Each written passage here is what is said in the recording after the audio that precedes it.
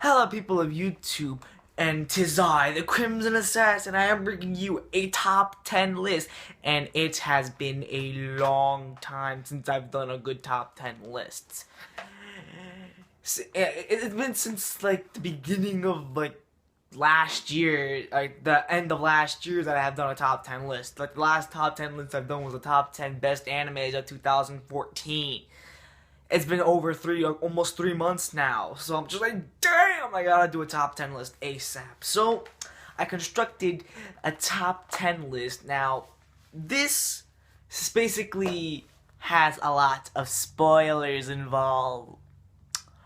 There's like literally no way for me to do this list without spoiling a thing. So, I'm going to be nice enough to list the animes down below in the description of this video, because we're about to discuss the top 10 saddest anime deaths.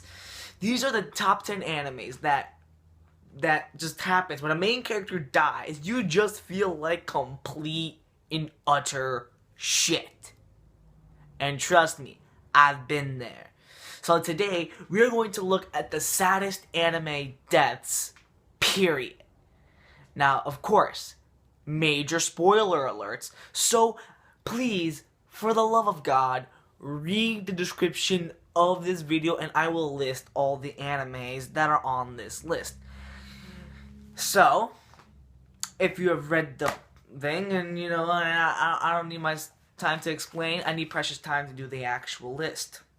Now, I have one honorable mention to actually give this list. Honorable mentions goes to Makoto and Sekai's death from School Days, because it's funny. I mean, it's not sad, it's more like, yeah, it's mentally satisfying death. Like those deaths that just have you, yeah. Besides, I love mentioning that death a lot. Anyway, let's get on with the list. So, coming in at number 10, we got Otonashi's death from Angel Beats. When I first watched Angel Beats, I felt like Otonashi was like this really huge, generic kind of main character. He doesn't really have a lot of personality involved, which is normal in a romantic drama anime. So it was to be expected about what his character would be like. I never expected his character to actually have full-on character development, which actually made the anime for me. Now, if you're wondering what I'm doing, I should have done this beforehand, but I was too lazy. Anyway, forget it. Forget that I even done that. But, yeah, he felt like just another bland character. When I heard his death, I was just like, damn. I mean, sure, he's still this nice, generic main character, but at least we had a little backstory behind him, and that's why his death is on here. Next, we have Kamina's death from Gurren Lagann. Kamina was like an older brother to me, and to basically everyone around him. Kamina was that character that you just want to hang out with every day, because nothing's a dull moment, and when he dies, you feel like you just lose a part of yourself. It's so tremendously sad, and I saw his death and I nearly cried that night. It was sad. I didn't like it, I didn't approve of it, I was denying it, I was just like, no, bro can't be dead. But in the end, it happened, and wow, it really impacted me. Episode 8, beware. The feels. Number 7, we have Alexander Anderson's death from Hellsing Ultimate. Just the way how this man dies just shows, like, it was actually between his death and, what's his name, Bernadette. Or whatever you say, that captain guy's. But Bernadette's death, he dies like a champion. Unlike Bernadette's death, Alexander Anderson's death was like, whoa. Like, that shit literally happens. Like, you see his body, like, decaying and shit, like, after he injects himself with, like, this needle and shit. Like, it was, so deadly what happens to him. And to see him die the way he did is just, damn. That hit there. Number 6, we have Eren's mom's death from Attack on Titan.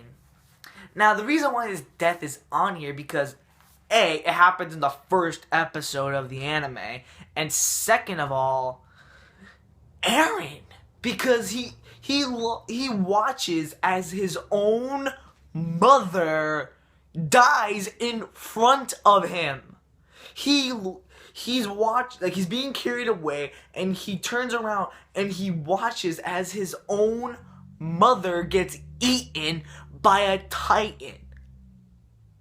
His expression let alone his expression, just made that moment for me. It was just like, this is what I'm getting into. Like, when you watch that first episode of Attack on Titan, you realize this is what I'm getting myself into. Oh my god. You know, it's just Eren's expression made that moment for me as he's turning around, you know, as he's watching as his own mother dies in front of him. That shit was just, this pains my heart. Number 5 goes to Tatsumi's death from Akame Ga Kill. Now, let alone you had the main lead's mother die in front of you, you have the main character of Akame Ga Kill die right in front of you. How Tatsumi dies like almost like how Bernadatte's death is. He dies trying. He dies just and let alone he's the main character of the anime. So when you think of the main character, you expect him to survive at the end. No, he does not. And that's what really made the moment for me, was because his death, his sacrifice, wow. And I was not expecting that to happen from a mile away. Because, I mean, like, I could have chosen any other death from Akame Ga Kill. Like, I could have chosen, you know, Mine's death, Shell's death, Blatt's death. But this moment, because just, again, Akame's expression, wow. Just fucking wow. Again, another brother figure, Itachi from Naruto Shippuden, makes the number 4 spot. You know, blind hatred can lead you to some serious shit. Because once you first meet Itachi, you see him as like this evil man who killed his entire clan for his own selfish need. Well, when you find out later on in the episodes of Naruto Shippuden, you find out why Itachi did the things that he did, and you realize that he did everything that he did to protect Sasuke, and his death, you know, his death, dying from the hand of his younger brother, Sasuke. Wow. I mean, again, I can't believe I can't believe I used to hate this guy, because at the end, this guy, wow. His character was developed, we got to know him, we got to know why he did the things that he did, and to see him die made me cry. That shit just made me cry. Oh, God. Number 3, Ushio's death from Clannad After Story. Talk about an emotional roller coaster this has been.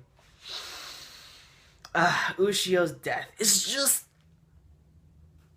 like, it's one thing to have the main character die. It's another thing to have the main character's mother to die. But you have the main character's daughter dies. Wow. I went to bed crying that night. That, I forgot. Wow, that death really had me both in shock, in tears. I was not expecting that shit to happen from a mile away, and it's Clannad. I should have expected that to happen. But, nope. That's what I get. Wow. Bravo. Number 2. Yeah, again, another brother figure. Damn, that's like a recurring theme here. Ace's death from One Piece.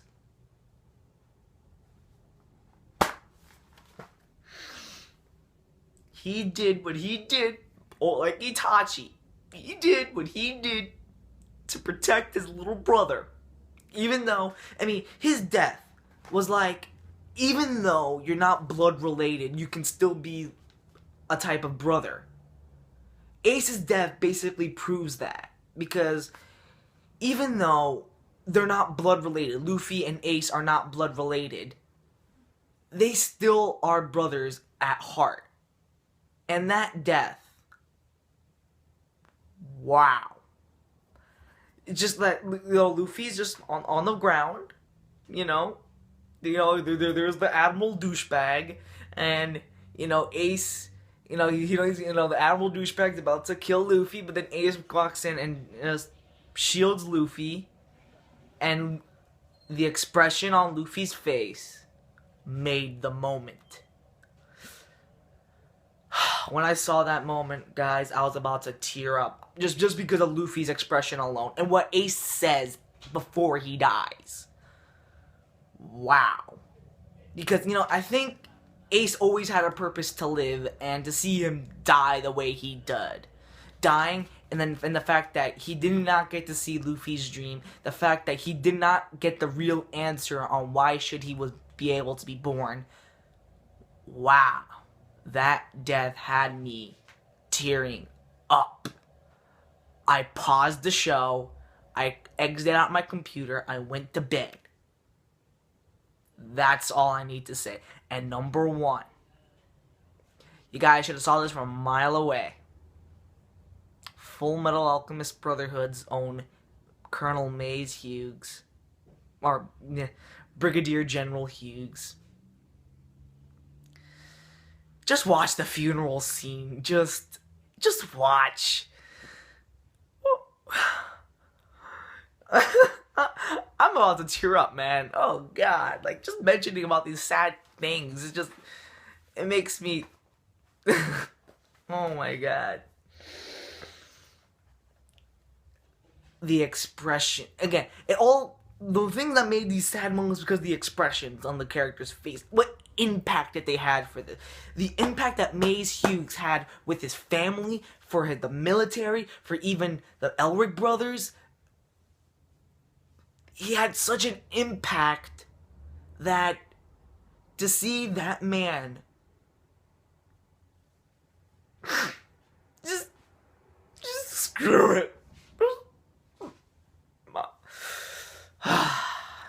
Oh my God. Like, I can't even go on with this part.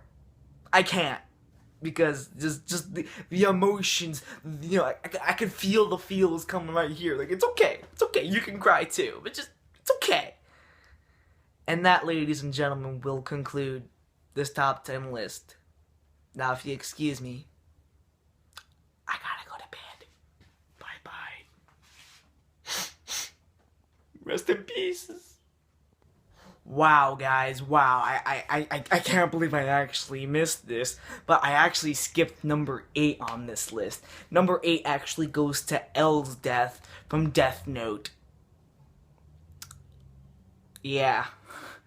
I still can't believe I actually missed this, it's just, because it was such a, turning point in the entire anime. Because once L died, that's it, Light won. And his death was not only sad, but it's just like a moment that's just like the supposed antagonist of the anime dies. Because keep in mind, we're in the eyes of the villain. We are the eyes of Light, who is this villain sort of character, and he went up against the hero, and the hero just dies. It's wow, and I really can't believe I actually missed this death. It's what's the matter, you stupid brain? What the hell? But just the impact that happened on L's death. Wow. It's just that once he dies, that was it. Light won. Light won that shit. But anyway, you know what? You know what they say, it's better late than never. So, until then, this is the Crimson Assassin, and I am right now signing out and going to bed. Goodbye.